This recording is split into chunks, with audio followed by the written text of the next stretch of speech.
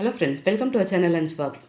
இன்றைக்கி நம்ம சின்னவங்கலேருந்து பெரியவங்க வரைக்கும் ரொம்பவே பிடிச்ச சாண்ட்விச் ரெசிபிஸ் தான் பார்க்க போகிறோம். ஒன்று தந்தூரி பன்னீர் சாண்ட்விச், இன்னொன்று டபுள் சீஸ் மஷ்ரூம் சாண்ட்விச். இந்த ரெண்டு சூப்பரான சாண்ட்விச் ரெசிபிஸை பார்க்குறதுக்கு முன்னாடி நம்ம சேனலை சப்ஸ்கிரைப் பண்ணாதவங்க சப்ஸ்கிரைப் பண்ணிக்கோங்க. சரி, வாங்க நம்ம வீடியோவுக்கு போகலாம். ஃபஸ்ட்டு நம்ம தந்தூரி பன்னீர் சாண்ட்விச்சை பார்த்துருவோம். நான் இன்றைக்கி 400 கிராம் பன்னீர் எடுத்திருக்கேன். அதை இந்த மாதிரி குட்டி குட்டி க்யூப்ஸாக கட் பண்ணி எடுத்துருவோம். இந்த மாதிரி கட் பண்ணி எடுத்து தனியாக வச்சுக்கலாம். இப்போ இதை அப்படியே வச்சுட்டு ஒரு பாத்திரம் சூடு பண்ணி அதில் 1 டேபிள் ஸ்பூன் பட்டர் விட்டு பட்டர் உருகின பிறகு 1 ஸ்பூன் இஞ்சி பூண்டு பேஸ்ட்டை சேர்த்து அதை நல்லா இந்த பட்டரோடு கலந்து வாசனை வர்ற அளவுக்கு வதக்கி விட்டுக்கலாம். இப்போ இதில் 1/2 ஸ்பூன் காஷ்மீர் மிளகாய்த்தூள், 1 ஸ்பூன் தனி மிளகாய்த்தூள், 1/2 ஸ்பூன் தனியாத்தூள், 1/4 ஸ்பூன் சீரகத்தூள், உப்பு தேவையான அளவுக்கு பார்த்து சேர்த்துட்டு இப்போ இந்த மசாலா எல்லாத்தையும் நல்லா இந்த பட்டரோடு சேர்த்து நல்லா கலந்து அதனோட பச்சை வாசனை போன பிறகு நம்ம கட் பண்ணி வச்சுருக்க அந்த பன்னீரை சேர்த்து அந்த மசாலா நல்லா கூட்டாகி வரணும்.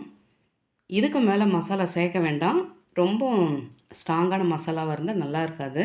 இப்போ இதில் 1/4 கப்பு வெங்காயம் தனித்தனி லேயராக குட்டி குட்டி க்யூப்ஸாக கட் பண்ணி சேர்த்துட்டு 1/2 கப்பு கேப்சிகம் பொடியாக கட் பண்ணது, தக்காளி 1/2 கப்பு, அதில் அந்த ஜூஸு அந்த விதையெல்லாம் இருக்கக்கூடாது, சதைப்பகுதி மட்டும் கட் பண்ணி எடுத்து சேர்த்துக்கலாம்.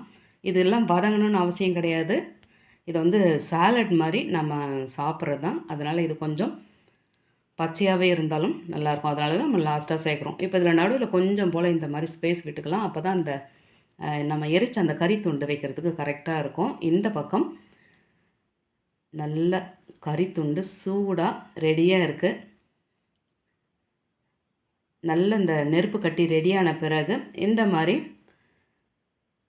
அலுமினியம் கேக் மோல்டு இருந்தாக்கா பாருங்கள், இல்லாட்டி பழைய பவுல் இருந்தாக்கா அதில் கறி துண்டு சேர்த்து 2 சொட்டு நெய் விட்டுட்டு நல்லா அந்த புகையெல்லாம் வெளியே போகிறதுக்கு முன்னாடி க்ளோஸ் பண்ணி வச்சுக்கலாம். ஃபுல்லாக அந்த புகையெல்லாம் அந்த பன்னீரில் இறங்கி நல்ல ஒரு அந்த ஸ்மோக்கி ஃப்ளேவர் வரணும். அது வரைக்கும் அப்படியே வச்சுருவோம். அந்த பாருங்கள், புகையெல்லாம் போயாச்சு. இப்போ ஓப்பன் பண்ணிவிட்டு அந்த கேக் மோல்டு தூக்கி வெளியே வச்சுட்டு, மஃபின் மோல்டு தூக்கி வெளியே வச்சுட்டு இப்போ அப்படியே கலந்து விட்டாக்கா நம்மளோட தந்தூரி பன்னீர் குயிக்காக ரெடி ஆகிடுச்சு. இப்போ இதை நாம் அப்படியே இறக்கி ஆற வச்சுட்டு இந்த பக்கம் நம்ம ப்ரெட்டை ரெடி பண்ணிக்கலாம். 2 ஸ்லைஸ் ப்ரெட் எடுத்து வச்சுருக்கேன். தந்தூரி மயோனைஸ் இருந்தால் நீங்கள் பாருங்கள், இல்லாட்டி உங்கள்கிட்ட எந்த மயோனைஸ் இருக்கோ அதை யூஸ் பண்ணிக்கோங்க. இப்போ ஃபஸ்ட்டு கொஞ்சமாக தந்தூரி மயோனைஸ் வச்சாச்சு. அதுக்கு மேலே டொமேட்டோ கெச்சப் வச்சுட்டு அதுக்கு மேலே துருவின மொசரில்லா சீஸ் சேர்த்து அதுக்கு மேலே நம்மளோட தந்தூரி பன்னீர் மசாலாவை வச்சு இப்போ இந்த ஸ்லைஸ் அப்படியே தூக்கி அந்த பக்கம் வச்சுக்கலாம். அதே மாதிரி நம்ம அதில் எப்படி பண்ணமோ அதே மாதிரி அந்த ப்ராசஸ்ஸை ரிப்பீட் பண்ணிவிட்டு, ஆனால் நம்ம சீஸ் வந்து இதுக்கு மேலே சேர்க்கலை. இதை க்ளோஸ் பண்ணும்போது கீழே உதிர்ந்து போயிடும். அதனால் பன்னீர் மேலேயே வச்சுக்கலாம். இப்போ அப்படியே இந்த ஸ்லைஸை தூக்கி அந்த பன்னீர் மசாலா ஸ்லைஸ் மேலே வச்சு அப்படியே ஒரு அழுத்தி விட்டுக்கலாம். ஏன்னா அந்த பன்னீர் அப்படியே உதிராக கீழே விழுந்துடக்கூடாது. இந்த பக்கம் தவா சூடாக இருக்குது.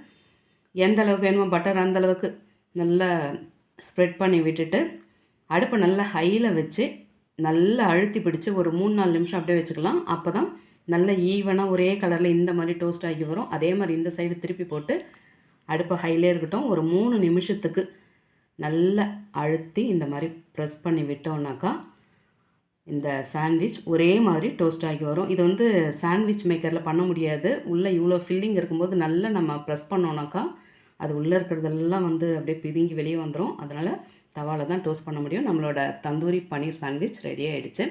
இந்த பக்கம் double cheese mushroom sandwich ready பண்ணிக்கலாம். நான் 300 கிராம் மஷ்ரூம் எடுத்து க்ளீன் பண்ணி வச்சுருக்கேன்.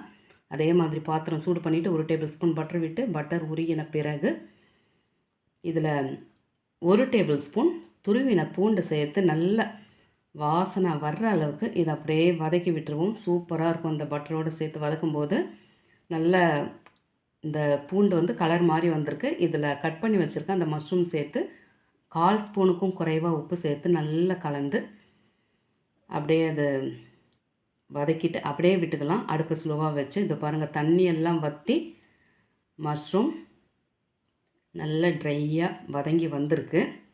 இப்போ ஒரு முறை கலந்துட்டு இதில் 1 tablespoon mixed herbs, 1 spoon red chilli flakes, 1 spoon pepper powder சேர்த்து, உப்பு திரும்பவும் சேர்க்க வேண்டாம். அந்த உப்பே வந்து கொஞ்சம் கரிக்கிற மாதிரி தான் இருக்குது. இதுவே போதும். இப்போ நல்லா பரட்டி விட்டுட்டு இப்போ நம்ம ஸ்டவ் ஆஃப் பண்ணிவிட்டு இந்த மசாலாவை இறக்கி ஆற வச்சுக்கலாம். இந்த அளவுக்கு வதங்கினது போதும். நல்லா ட்ரையாகவே இருக்குது.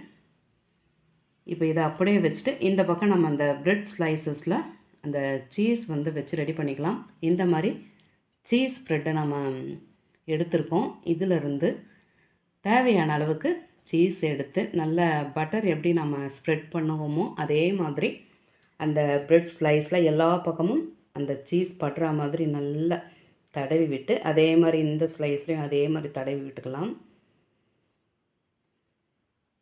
இப்போ இந்த 2 ஸ்லைசஸ்லையும் மொசரில்லா சீஸ் எந்த அளவுக்கு வேணுமோ அந்த அளவுக்கு சேர்த்துட்டு இப்போ இந்த பக்கம் ஒரே ஒரு ஸ்லைஸில் மட்டும் நம்ம ரெடி பண்ண அந்த மஷ்ரூம் மசாலா வச்சு அதுக்கு மேலே ஒரு சீஸ் ஸ்லைஸை வச்சுட்டு இப்போ அந்த பக்கம் இருக்க ஸ்லைஸை தூக்கி இந்த பக்கம் அப்படியே க்ளோஸ் பண்ணிவிட்டு நல்லா அழுத்தி க்ளோஸ் பண்ணிக்கலாம். அப்போ தான் வந்து உதிர்ந்து வராது. இந்த பக்கம் தவாவில் வழக்கம் போல் பட்டர் விட்டாச்சு.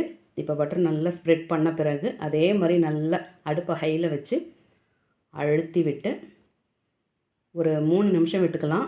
இப்போ மேலே கொஞ்சம் பட்டர் விட்டுட்டு இப்போ திருப்பி போட்டுருவோம். அந்த பாருங்கள் சூப்பராக டோஸ்ட் ஆகி வந்திருக்கு. அதே மாதிரி அந்த பக்கம் திருப்பணுன்னாக்கா அதுவும் நல்லா டோஸ்ட் ஆகி வந்தாச்சு.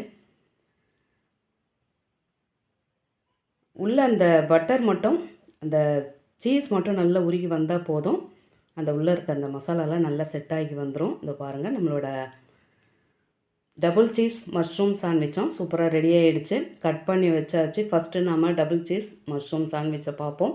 அது சூடாக இருக்கும்போதே நம்ம வந்து அதை தனியாக எடுத்து பார்த்தோன்னா தான் அந்த சீஸ் நல்லா மெல்ட் ஆகி வர்றது தெரியும்.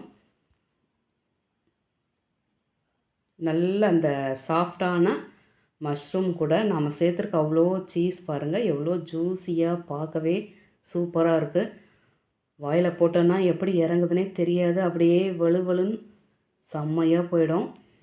இதில் வந்து கலரான சாஸ் எதுவும் சேர்க்க வேண்டாம். இதுவே ரொம்பவே நல்லாயிருக்கும். விருப்பப்பட்டால் நீங்கள் சாப்பிடும்போது அதை வந்து தொட்டுக்கிட்டு சாப்பிட்லாம். இந்த பக்கம் தந்தூரி பன்னீர் சாண்ட்விச்சை பாருங்கள்.